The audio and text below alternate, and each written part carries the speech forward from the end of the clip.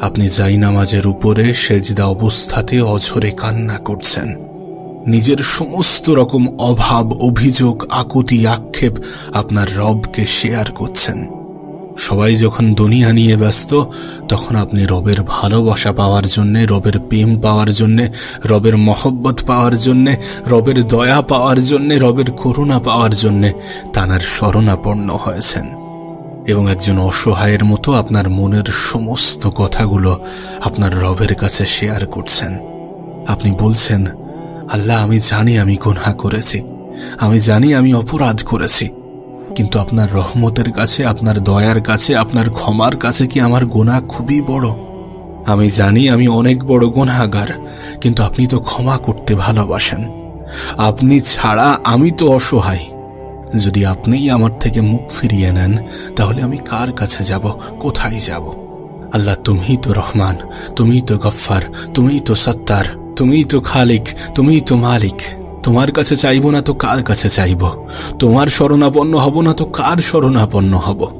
এইভাবে যদি আপনি রবের বিভিন্ন গুণবাচক নামে ডাকতে শুরু করেন, কখনো রহমান বলে, কখনো রহিম বলে, কখনো গফফার বলে, কখনো সত্তার বলে, কখনো জব্বার বলে, কখনো খালিক বলে, কখনো মালিক বলে, বিভিন্ন নামে ডাকতেই আছেন, রবকে স্মরণ করতেই আছেন, আপনার কি মনে হয় না রব খুশি হবেন না আপনার প্রতি?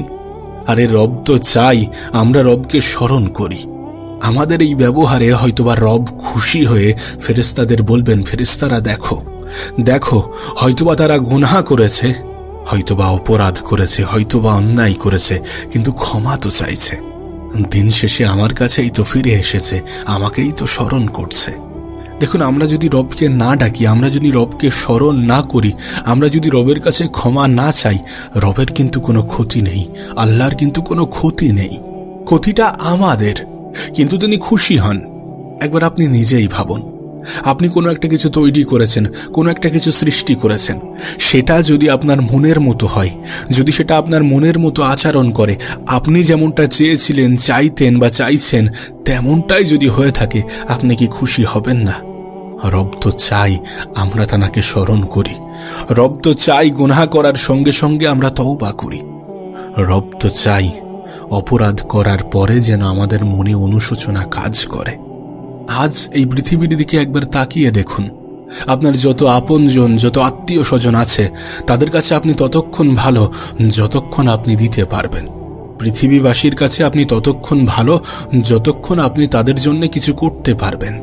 এবং শুধুমাত্র তেমনটা নয়, যেটা দিচ্ছেন সেটা যেন তাদের মনের মতো হয়। একবার ভেবে দেখুন, আপনি হয়তোবা 10 বারের মধ্যে 9 বার সাহায্য করতে পারলেন আর একবার পারলেন না। মানুষ সেই 9 বারের কথা মনে রাখবে না, মনে করবে সেই একবারের কথা যখন আপনি তাকে সাহায্য করতে পারেননি।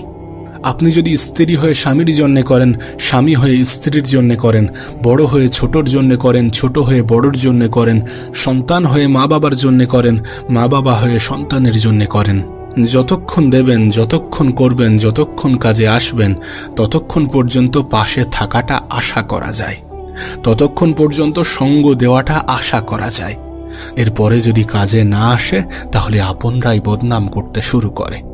একটা কথা মনে রাখবেন, এই পৃথিবীতে আপনি কাউকে 100% খুশি করতে পারবেন না, আপনি কারোর 100% মন রাখতে পারবেন না, মনে জায়গা করতে পারবেন না। কিন্তু আমরা এমন একটা রব পেয়েছি, যাকে সামান্য একটা সেজদা করলেও তিনি খুশি হন, সামান্য একবার তওবা করলেও তিনি খুশি হন, সামান্য একবার স্মরণ করলেও তিনি খুশি হন। আমরা তো বিপদ আপদ, কঠিন সময়, খারাপ সময়গুলোতে রবকে স্মরণ করি। তাই কখনো কখনো রব আমাদের জীবনে ছোটখাটো সমস্যা পাঠিয়ে দেয়, যাতে এই সৃষ্টিগুলোর স্রষ্টার কথা স্মরণ হয়। যখন আপনি আপনার খারাপ সময়গুলোতে, কঠিন সময়গুলোতে রবকে স্মরণ করবেন, তখন তিনি আবার সবকিছু ঠিক করে দেবেন। আপনার কি মনে হয় আপনি আপনার আমল দিয়ে জান্নাতে যেতে পারবেন? আমাদের কি মনে হয় যে আমরা আমাদের আমল দিয়ে জান্নাতে যেতে পারবো? না, কখনোই হয়তো এমনটা হবে না। আমরা আমাদের আমল দিয়ে জান্নাতে যেতে পারবো না। যদি আমরা জান্নাতে যাই, তাহলে অবশ্যই সেটা রবের দয়ায়, অবশ্যই সেটা রবের মহব্বতে, রবের করুণায়, রবের রহমতে। আর যদি সত্যি এগুলো আমরা পেতে চাই, তাহলে রবকে খুশি করাটা খুবই প্রয়োজনীয়। রবের দয়া, রবের মহব্বত, রবের করুণা, রবের রহমত যদি আমরা পেতে চাই, রবকে খুশি করাটা অনেক বেশি প্রয়োজনীয়। তাই যতটা সম্ভব খারাপ জিনিস, খারাপ কাজগুলো থেকে নিজেকে দূরে রাখার চেষ্টা করতে হবে। ভালো জিনিসগুলোর দিকে নিজের আগ্রহ, নিজের ইন্টারেস্ট বাড়াতে হবে। মনে রাখবেন, আমাদের প্রতিটা ভালো কাজ রবকে খুশি করে। আমাদের প্রতিটা ভালো পদক্ষেপ, আমাদের প্রতিটা নেক ইচ্ছা রবকে খুশি করে। তাই সর্বদা ভালো কিছুকে নিজের জীবনে যুক্ত করতে হবে, খারাপ কিছুকে নিজের জীবন থেকে সরিয়ে ফেলতে হবে। দেখুন, এমনটা ভাববেন না যে আমি আপনি রবকে স্মরণ না করলে রবের ক্ষতি হয়ে যাবে। আমি আপনি রবের একমাত্র সৃষ্টি নয়, মানব জাতি শুধুমাত্র রবের একমাত্র সৃষ্টি নয়। এই পৃথিবীর সমস্ত কিছু তাঁরই সৃষ্টি, এবং শুধুমাত্র পৃথিবী নয়, সমস্ত সৌরজগৎ, সমস্ত মহাকাশে যা কিছু আছে সবকিছু তাঁরই সৃষ্টি। তার মধ্যে ছোট্ট একটা গ্রহ পৃথিবী, তার মধ্যে ক্ষুদ্র আমি আর আপনি। কত মানব পৃথিবীতে ছিল, কত মানুষ পৃথিবীতে আছে, কত মানুষ পৃথিবীতে আসবে, তার মধ্যে আমি আর আপনি যদি রবের কথা মতো না চলি, যদি মানব জাতি রবের কথা মতো না চলে, রবের কোনো যায় আসবে না। তাঁর কোনো কিছু সৃষ্টি করতে অত বেশি সময় লাগে না। তিনি যদি একবার বলেন কুন ফায়াকুন, তিনি বলতে দেরি কিন্তু হতে দেরি নেই। এ পৃথিবীতে যা কিছু আছে, এ পৃথিবীর বাইরে যা কিছু আছে, সৌরজগতে যা কিছু আছে, সম্পূর্ণ মহাকাশ জুড়ে যা কিছু আছে, 7টি আসমান নিয়ে যা কিছু আছে, এর বাইরেও যা কিছু আছে, সমস্ত কিছু সৃষ্টি করতে তাঁর ওই একটা শব্দই যথেষ্ট।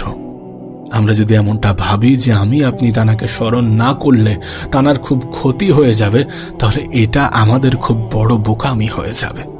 কিন্তু আমরা যদি আমাদের জীবনের সমস্যাগুলো দূর করতে চাই, আমরা যদি সুন্দরভাবে জীবনটাকে কাটাতে চাই, আমরা যদি জীবনের সৌন্দর্যকে উপলব্ধি করতে চাই, তাহলে তাঁকে স্মরণ করাটা খুবই গুরুত্বপূর্ণ।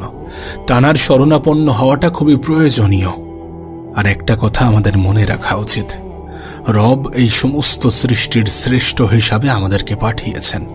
অনেক মায়া, অনেক মহব্বতের সহিত আমাদেরকে পাঠিয়েছেন। একবার ভেবে দেখুন, যিনি এতটা ক্ষমতার অধিকারী, তিনি যখন কোনো জিনিসকে এতটা গুরুত্ব দিয়ে বানায়, এতটা গুরুত্ব সহকারে বানায়, আর তারাই যদি রবের নামে নেগেটিভিটি ছড়ায়, তাহলে বিষয়টা কেমন দাঁড়ায়? যদি আমি আপনি প্রশংসা করার পরিবর্তে অপমান করতে শুরু করি, যদি আমি আপনি শুকরিয়া আদায় করার পরিবর্তে অভিযোগ করতে শুরু করি, যদি আমি আপনি দূরত্ব কমানোর পরিবর্তে দূরত্ব বাড়াতে শুরু করি, ভালোবাসা বাড়ানোর পরিবর্তে ভালোবাসা কমাতে শুরু করি, তাহলে বিষয়টা কতটা গ্রহণযোগ্য? তবে যাদেরকে তিনি সব থেকে বেশি মহব্বতের সহিত বানিয়েছেন, সব থেকে বেশি গুরুত্ব দিয়ে বানিয়েছেন, সেই সৃষ্টিটাই আপনি, সেই সৃষ্টিটাই আমি, সেই সৃষ্টিটাই আমরা। এ পৃথিবীতে এত কিছু আছে, কিন্তু সব কিছুর মধ্যে তিনি আমাদেরকে সব থেকে বেশি গুরুত্ব দিয়েছেন। তাহলে আমাদের জীবনের সব থেকে গুরুত্বপূর্ণ জিনিস কি হওয়া উচিত? আপনার সমস্ত দুঃখ, কষ্ট, মন খারাপ, হতাশা সবকিছু দূর হয়ে যাবে। আপনি স্মরণ তো করেন, ক্ষমা তো চান, প্রশংসা তো করেন, অভিযোগ করা বন্ধ তো করেন, তাঁকে গুরুত্বপূর্ণ মনে তো করেন। নিঃসন্দেহে তিনি আমাদের জীবনের সব থেকে বেশি গুরুত্ব পাওয়ার সব থেকে বেশি যোগ্য। সেটা আমি আপনি স্বীকার করি বা না করি, তাতে তাঁর কোনো যায় আসে না। কিন্তু বিশ্বাস করেন, আমি আপনাকে যতটা কঠোরভাবে বলছি, তিনি অতটা কঠোর নন। তিনি অনেক বেশি দয়ালু, অনেক বেশি দয়ালু। যদি তিনি দয়ালু না হতেন, তিনি কি এত কিছু করতেন? একবার ভেবে দেখুন, আমি আপনি অপরাধ করছি, অন্যায় করছি, কত না কত খারাপ কাজ করছি। তিনি সেগুলোকে গোপন রেখেছেন। অন্য মানুষের থেকে তিনি আমার আপনার গুনাহ, আমার আপনার অপরাধগুলোকে গোপন রেখেছেন। আমরা তো পৃথিবীতে এমন এমন অপরাধ করি যেগুলো মানুষের সামনে প্রকাশ পেলে আমরা নিজেরাই লজ্জাবোধ করব। সেই সকল অপরাধগুলোকে তিনি গোপন রেখেছেন, এবং শুধুমাত্র এর মধ্যে সীমাবদ্ধ নয়, তিনি সেই গোপন রাখা অপরাধগুলোকে ক্ষমা করেছেন। শুধুমাত্র ক্ষমা করেছেন বিষয়টা এমন নয়, সেই ক্ষমা করা অপরাধগুলোকে তিনি নেকিতে পরিবর্তন করেছেন। আমাদের সামান্য একটা তওবা, সামান্য একটা অনুশোচনা, সামান্য একটা আফসোসে যদি তিনি এতটা খুশি হন, যদি এই সমস্ত কিছু করে থাকেন, তাহলে একবার ভেবে দেখুন তিনি কতটা দয়ালু, কতটা নরম প্রকৃতির। যেখানে আমি আপনি পৃথিবীতে কত মানুষকে বলে রেখেছি যে তোকে আমি জীবনে ক্ষমা করব না, তুই আমার সাথে যেটা করে রেখেছিস তার জন্য আমি তোকে কখনোই ক্ষমা করব না, কত মানুষকে বলে রেখেছি। সেখানে তিনি আমাদের সমস্ত অপরাধ জানা সত্ত্বেও আমাদেরকে ক্ষমা করছেন। আমরা হয়তোবা তাঁর প্রতি বিন্দু পরিমাণ ভালোবাসা জাহির করছি, তার পরিবর্তে তিনি আমাদের প্রতি সমুদ্র পরিমাণ ভালোবাসা জাহির করছেন। এর থেকে বেশি আশা করাটা আমাদের জন্য অপরাধ। তারপরেও তিনি আমাদেরকে এর থেকে অনেক বেশি কিছু দিয়ে থাকেন। আপনি একবার স্মরণ তো করেন, আপনি একবার ক্ষমা তো চান, আপনি একবার মন থেকে কিছু চেয়ে তো দেখেন, আপনি একবার ফিরে তো আসেন। শুধু ফিরে আসতে হবে, শুধু অন্যায় অপরাধ করার পরে যেন অনুশোচনা কাজ করে এমন চিন্তা ভাবনা নিজের মধ্যে ডেভেলপ করতে হবে। একবার ভেবে দেখুন, আমরা এই পৃথিবীতে কত সুন্দর থেকে সুন্দরতম জিনিস দেখি, কত কিছু দেখি আর মুগ্ধ হই, মনে করি যে পৃথিবীতে এত সুন্দর জিনিসও আছে। যেই সৃষ্টিকে আপনি এত সুন্দর মনে করেন তার থেকেও আপনি অনেক বেশি দামি। যেই সৃষ্টিকে সৃষ্টিকর্তা সমস্ত সৃষ্টির মধ্যে দামিও বানিয়েছেন, আলাদাও বানিয়েছেন, সুন্দরও বানিয়েছেন, মর্যাদাও দিয়েছেন, সম্মানও দিয়েছেন, ওই সৃষ্টিটাই আপনি, আমরা। একবার ভেবে দেখুন, আমাদের গোনা আছে, আমাদের অপরাধ আছে, ফেরেশতাদের কোনো গোনা নেই, কোনো অপরাধ নেই, কিন্তু তারপরেও রবের কাছে আমরা সব থেকে বেশি মূল্যবান, আমরা সব থেকে বেশি দামি। বরং আপনার ডিউটি করার জন্য ফেরেশতাদের দায়িত্ব দিয়ে রেখেছেন। আপনার ডিউটি করার জন্য 2 জন ফেরেশতাকে দায়িত্ব দিয়ে রেখেছেন, আপনাকে দিয়ে ফেরেশতাদের গোলামি করাননি। যেখানে বিষয়টা উল্টোও হতে পারত। বিশ্বাস করুন, এমনটা কখনো হতে পারে না যে আপনি রবের কাছে কিছু চাইবেন আর রব আপনাকে বঞ্চিত করবেন। এমনটা কখনো হতে পারে না।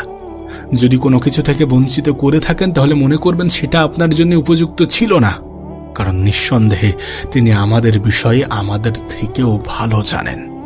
নিঃসন্দেহে তিনি আমাদের অন্তরের খবর রাখেন। এ পৃথিবীতে আল্লাহর থেকে অধিক আপন কেউ নয়। না, আপনি হয়তোবা অনেককেই আপন মনে করতে পারেন। আপনার পরিবার আছে, আপনার বন্ধু বান্ধব আছে, আপনার আত্মীয় স্বজন আছে, হতে পারে এদের মধ্যে আমাদের আপনজন আছে, কিন্তু সব থেকে বেশি আপন, সব থেকে বেশি প্রিয়, সব থেকে বেশি কাছের রব ছাড়া কেউ নয়। আসলে প্রকৃত অর্থে একটা জিনিস হয়তোবা আমাদের মানতে খারাপ লাগবে, কিন্তু বাস্তবতা এটাই যে আপনি যাদেরকে আপন মনে করেন, আপনার মৃত্যুর পরে আপনাকে ভুলতে এদের খুব একটা বেশি সময় লাগবে না। মানুষ মৃত ব্যক্তিকে খুব দ্রুত ভুলে যায়। আপনার পরিবার খুব আপন না, অবশ্যই তারা আপন, কিন্তু কতটা এটা তখনই আপনি বুঝতে পারবেন যখন আপনার বয়সটা বৃদ্ধি পাবে, কিন্তু আপনি বাড়িতে বেকারভাবে থাকবেন। আপনি কোনো কাজ করবেন না, আপনি কিছুই করবেন না, কিছুই পাবেন না, কিছু করতে পারছেন না। সেই পরিস্থিতিতে আপনি বুঝতে পারবেন আপনার পরিবারের মানুষজন আপনার কতটা আপন। ঠিক আছে, তারা আপন, কিন্তু তারা কি সব থেকে বেশি আপন? যদি সব থেকে বেশি আপন হয় তাহলে আপনি চেষ্টা করছেন, তারা দেখছে, তারপরেও তারা সবকিছু জেনে শুনে কিভাবে আপনাকে অপমান করতে পারে। আর যারা পিতা মাতা, তারা যদি মনে করে যে আমাদের সন্তানরাই আমাদের সব থেকে বেশি আপন, তাহলে তারা হয়তোবা এই সমাজের দিকে তাকাচ্ছেন না। সমাজের পরিস্থিতি, বর্তমান সমাজের পরিস্থিতির দিকে তারা হয়তোবা তাকাচ্ছেন না। যদি তাকান তাহলে দেখতে পাবেন যে সন্তানরা কতটা আপন। এই সমাজের এতটা বৃদ্ধাশ্রম পরিচয় দেয় সন্তানরা বাবা মায়ের কতটা আপন। আমি বলছি না যে তারা আপন নয়, যেহেতু আল্লাহ আপনার সাথে তার একটা সম্পর্ক গড়ে দিয়েছে, তাদের একটা সম্পর্ক গড়ে দিয়েছে, তারা আপনার আপন, অবশ্যই আপন। কিন্তু সব থেকে বেশি আপন, সব থেকে বেশি প্রিয়, সব থেকে বেশি কাছের যদি কাউকে বোঝাতে হয় তাহলে সেটা রব ছাড়া এই পৃথিবীতে আর কেউ নয়। নিঃসন্দেহে আল্লাহর থেকে অধিক কেউ আমাদেরকে ভালোবাসে না। যে সন্তান আমাদের আপন মনে হয় সেই সন্তান আমাদের সাথে দুর্ব্যবহার করে। যে বাবা মা আমাদের আপন মনে হয় সেই বাবা মা যখন আমরা বেকার থাকি তখন আমাদের সাথে দুর্ব্যবহার করে। যে আত্মীয় স্বজন আমাদের আপন মনে হয় তারা আমাদের অনুপস্থিতিতে আমাদেরকে নিয়ে সমালোচনা করে। আর যদি বিষয়টা এমনই হয়ে থাকে তাহলে কিভাবে তারা আমাদের সব থেকে বেশি আপন হতে পারে? বিশ্বাস করুন, যত বেশি দিন যাবে, যত বেশি খারাপ সময় আসতে থাকবে, যত বেশি